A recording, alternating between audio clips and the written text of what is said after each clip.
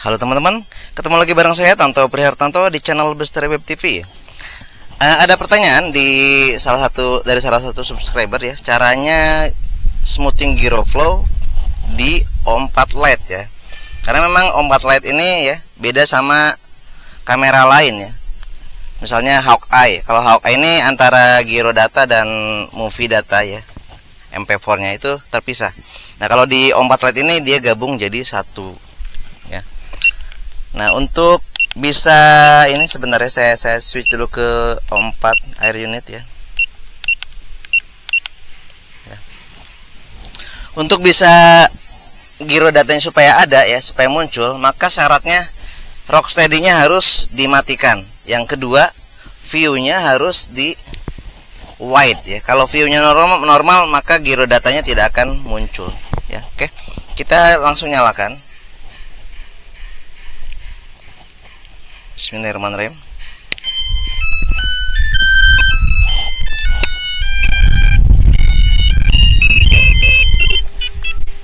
Oke, ini saya rekam ya. Sebentar, langsung saya rekam saja ya. Anda bisa lihat di layar ya. Jadi menunya supaya gampang itu dari menu yang dari bawah ya. Nah, menu yang dari bawah ini geser sampai ke kanan mentok ya. Nah, ini recording stabilization-nya pakai Rocksteady ya. Ini kalau di switch saat aktif rekaman ini nggak bisa ya. Jadi harus di off kan dulu rekamannya ya. Ini saya off kan ya rekamannya.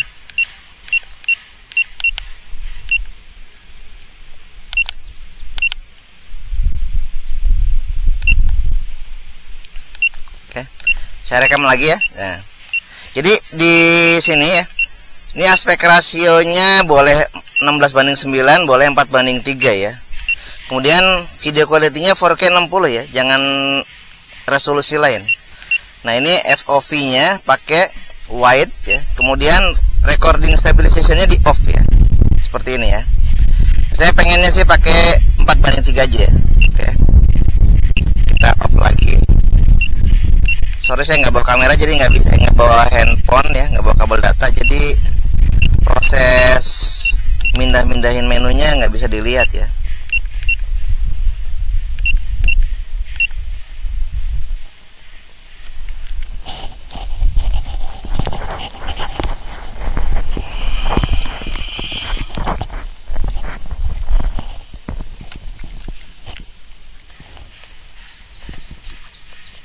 Ya, GPS 3 ya. Kita arming. Nah, Bismillahirrahmanirrahim ya. Sudah arming ya. Jadi bisa teman-teman lihat ya. Ini aspek rasio 4:3 ya. Video quality-nya di 4K ya, 4K 60 fps. Kemudian kamera FOV-nya wide ya, dan recording stabilization-nya di off ini ya, off ya. Ini dengan demikian maka nanti bisa kita smoothing pakai gyro flow ya. Bismillahirrahmanirrahim ya.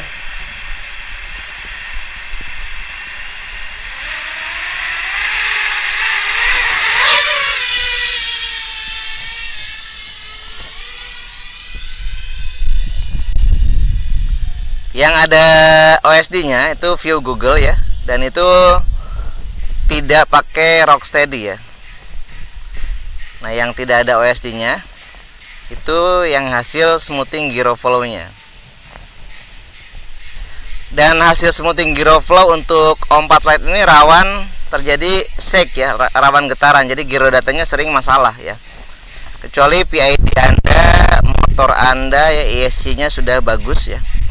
Ini biasanya sih nggak ada masalah ya di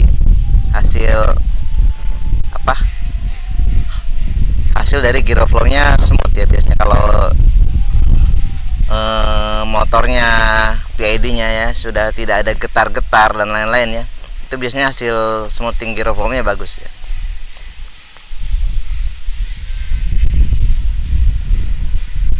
Nah, kelebihan dari gyro flow dibanding dengan Rocksteady ya, ini saat yaw ya, misalkan saat belok seperti ini. Nah, ini Rocksteady masih kurang mulus ya kalau yaw gitu ya, masih ada kelemahan lah ya. Tapi kalau gyro flow bisa kita atur berapa persennya, dan hasilnya lebih smooth ya. Kemudian di Giroflow kita bisa ngatur croppingnya seberapa banyak ya. Kalau Rocksteady kan default dari settingan kameranya ya. Jadi kita nggak bisa utak-atik berapa persen stabilisingnya ya. Sedangkan di Giroflow kita bisa ya. Mau stabilisingnya misalkan smoothingnya hanya 5% ya. Mau dibanyakin jadi 90% atau 100% itu bebas ya. Terserah settingan kita ya, tergantung settingan kita. Mau seberapa banyak ya. Kemudian lens correctionnya juga ya, dibenyeng-benyeng ke pojokannya juga bisa kita atur ya. Kalau di Rocksteady nggak bisa ya. Jadi kelebihan dari Giroflow ya dibanding Rocksteady itu ya, kita lebih bisa ngatur smoothingnya. Nah, nanti di akhir video saya jelaskan juga step-stepnya ya. Step untuk smoothing Giroflow-nya seperti apa ya untuk DJI O4 Lite ini ya.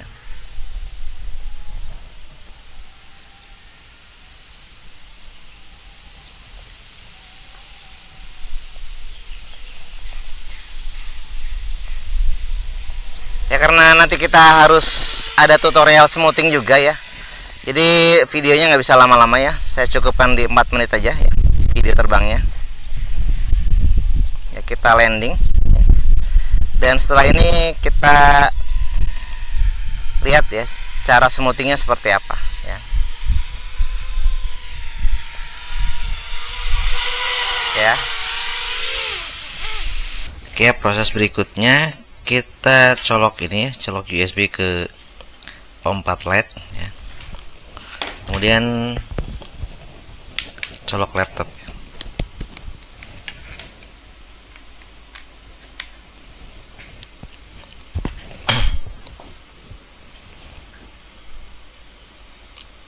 Oke, sudah muncul, tinggal kita copy atau kita cut ya. Kalau saya biasa cut ya, kita cut,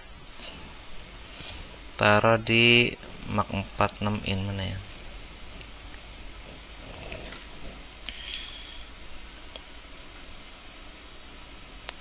Mark 46 in ya. Copy dulu ya. Sambil ngopi kita buka Giroflow. Kita buka Giroflow-nya ya. Nah, ini ada update terbaru ya, kita skip aja, close. Oke. Tunggu sampai selesai proses kopinya.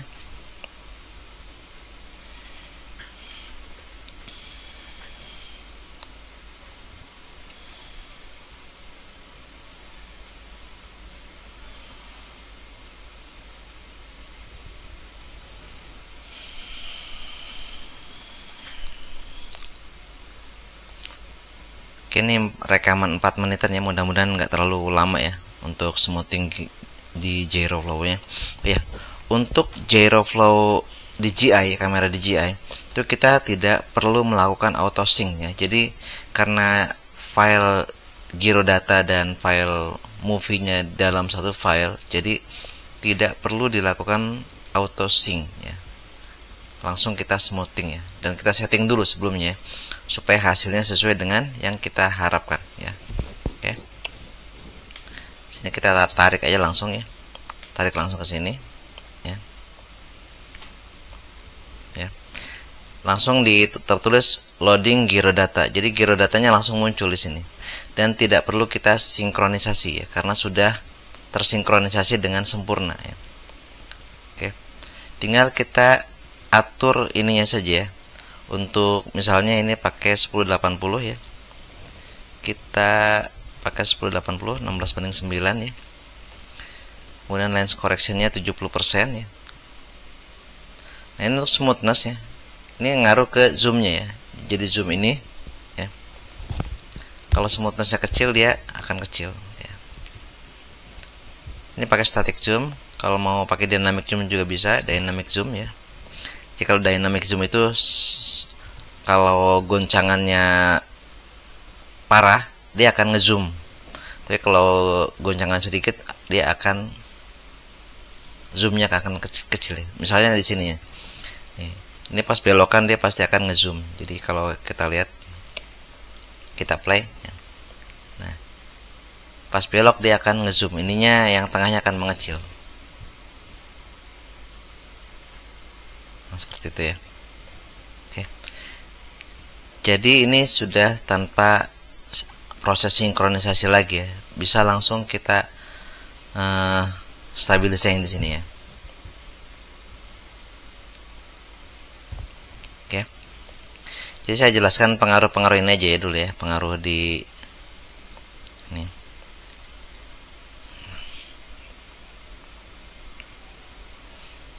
Kita lihat yang dibelokkan yang parah aja, seperti ini ya. Nah, smoothness ya, semakin besar smoothness semakin halus. Tapi nanti zoomnya semakin besar. Ya. Nah, tadi segini, sekarang kotak yang ini lebih kecil ya. Kalau smoothnessnya sedikit, seperti itu ya.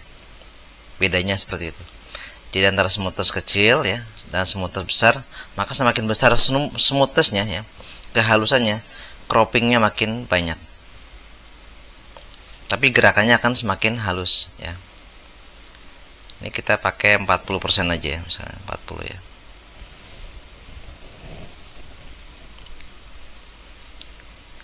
S ini sudah 40 ya.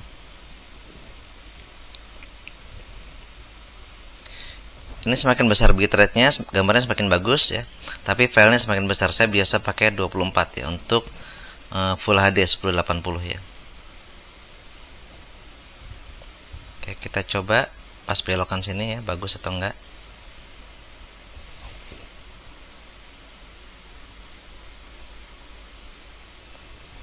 Oke. Nah, setelah ini kita bisa langsung apa? Langsung ekspor ya, langsung proses ekspor.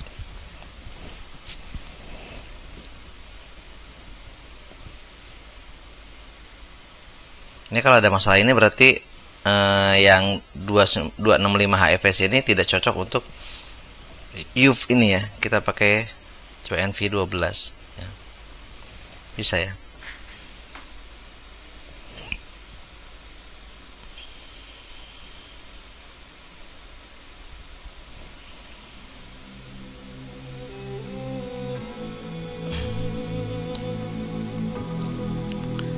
Tunggu sampai prosesnya selesai ya.